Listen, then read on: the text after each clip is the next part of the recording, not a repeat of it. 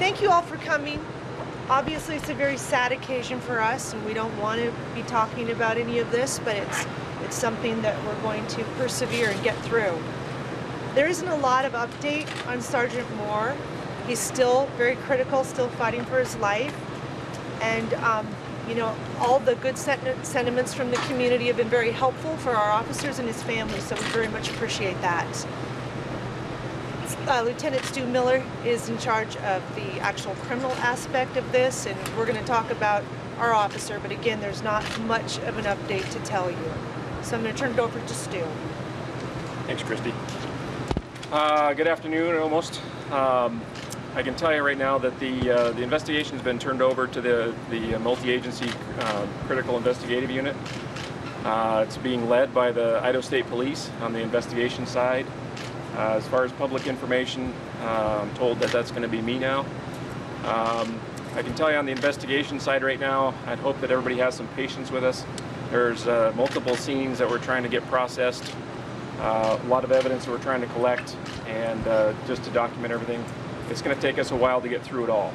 So I don't have a whole lot of updates as far as the investigation, other than there's a lot of detectives from a lot of different agencies that are currently out in the field doing what they do best, and they're trying to get everything that they can to make sure that we're dotting all the I's and crossing all the T's. Lieutenant, do you think that you could run through your preliminary understanding of the dynamics of the shooting inside the neighborhood? Can we go over that with you as best you can? Well, I can reiterate what the chief said earlier today, and that is simply that Sergeant Moore checked out with a suspicious individual in the Coeur Place neighborhood, and actually ran his name through our dispatch center, and then didn't get any. There was no further contact from him. We do have, my understanding is there was a citizen that did call, I don't know if it was 911 or what, saying that they heard a shot and they did see a person laying in the road. And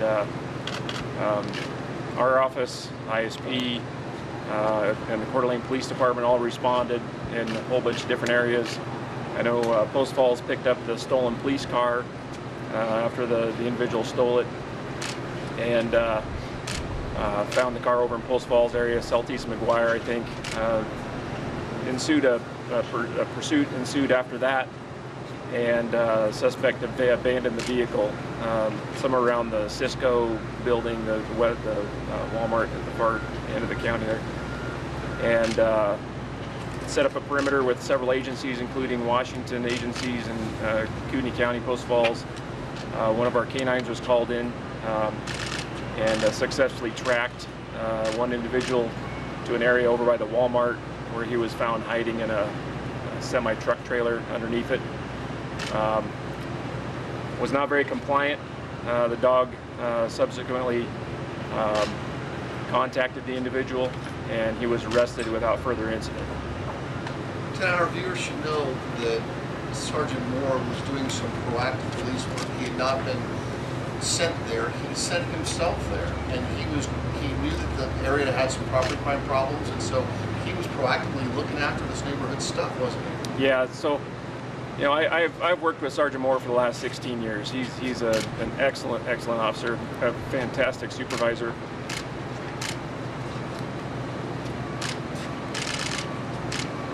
And yeah, he was doing his job.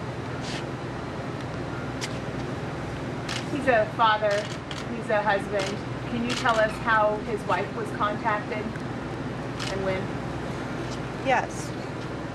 She was contacted personally by Chief White, and very shortly after the incident, in person, he contacted her. Has she been to the station today? No. The family is at his bedside, and we expect them to remain at his bedside.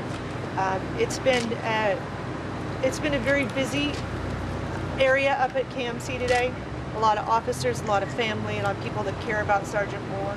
And again, we do appreciate that, all the kind sentiments from the community, and it certainly helps the family deal with it at this time. So we just like to express our thanks for that. Was Sergeant Moore inside his vehicle or outside his vehicle at the time of the shooting? That I don't know yet.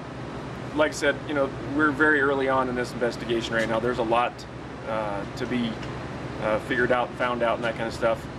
I know that Jonathan Renfro, who's been taken into custody, he will have a first appearance, but it won't be at a normal time. It'll actually be later this afternoon from what I'm being told by the prosecuting attorney. Sergeant Wood, if you don't mind, people need to understand that y'all pay attention to crime trends, and when you get reports of a lot of property crimes, you redirect your resources to that area, and that's exactly what Sergeant Moore was doing for the city of Coeur. That's correct. He was out doing what policemen do. He was out doing routine random patrols, but also in an area that we have experienced some auto burglaries in.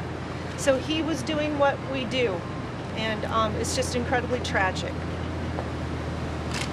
When you consider Renfro's past, how does that impact how you feel about what transpired today? Looking at his past, I don't know as you can really pinpoint a whole lot of stuff other than he was on, from my understanding, on parole for grand theft and battery on a peace officer. So how does that impact? It seems like he's got a past history of doing stuff like that, and I think he was also charged at one time with escape, so he's a person that doesn't want to be caught. And I think that he was probably in that same mindset.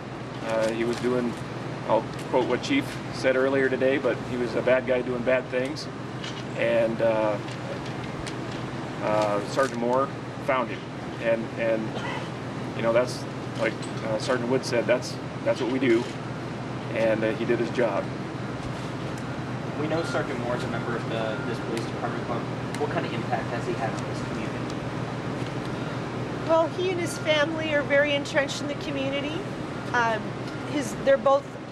His wife works in the community. They are well known, and so far we're getting a lot of very supportive comments to help him get through this. And along those lines, I wanted to let you know, and I did send you out a press release on this, that the Kootenai County Police and Fire Memorial Foundation, they have stepped up and they've set up a charitable fund to help Sergeant Moore and his family, and all of that information is available on our Facebook site. Lieutenant, from an investigative standpoint, one of the most important things you can do now is find the gun that fired the bullet that hit Sergeant Moore. How's that going for you? Like I said, there's a whole lot of investigators in the field right now, just trying to locate all the evidence that they can. So hopefully we'll have some of that, some more information from the detectives later in the day. It's pretty apparent what happened, but will your investigators or with the ISP have the benefit of any type of dash cam or body cam video that might shed more light on this, or do a better job connecting the suspect to the crime? I know that they had removed the video from the car, but I'm not sure if there was anything there yet. It hasn't been processed, anything, body video, anything like that's not been processed. It's just been taken to this point. And currently, like I said, the investigators are currently just collecting. They're not doing a whole lot of processing to figure out, you know, the technical intricacies of the incident, but they have to collect it all first so that they can get it processed right. Were there any service weapons or police weapons used in this crime? I don't know at this point. It's not a pure silver. Sergeant Wood, can you speak at all to Sergeant Moore's history with this department? Any awards he's won, any past incidents he may have been involved in? Sure. Well, I can speak briefly. You know, he's had a very good career. He's obviously risen through the ranks to the point of being a supervisor. He has been involved in other incidents, and he's been a leader in those incidents. And you know, he's just the kind of police officer that the men and women look up to in this police department. And it is very difficult right now for our law enforcement family. Speak a little bit on that, the fact that these people have seen their friend and their comrade fighting for his life today, and now they're being asked to go out and do their job. Yeah, and they will. They will continue to go out, and like I said before, they'll persevere and they will do their job, and they will take the calls that come in, and they will stay professional, but they are hurting on the inside, and they're worried about their dear friend. Lieutenant, it's up to the prosecutor, but are y'all recommending first-degree assault or attempted murder? When I spoke to the prosecutor McHugh earlier, I think that he was initially looking at charging attempted homicide.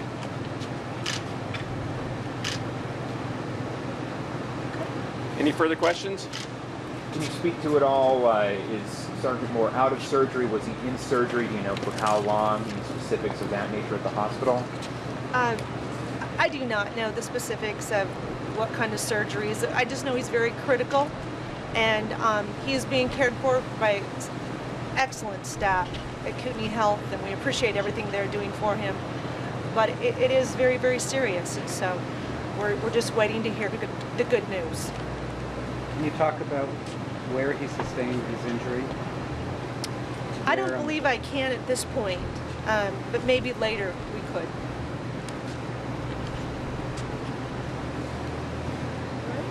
Okay. Good? Thank you for coming. All right. We appreciate it.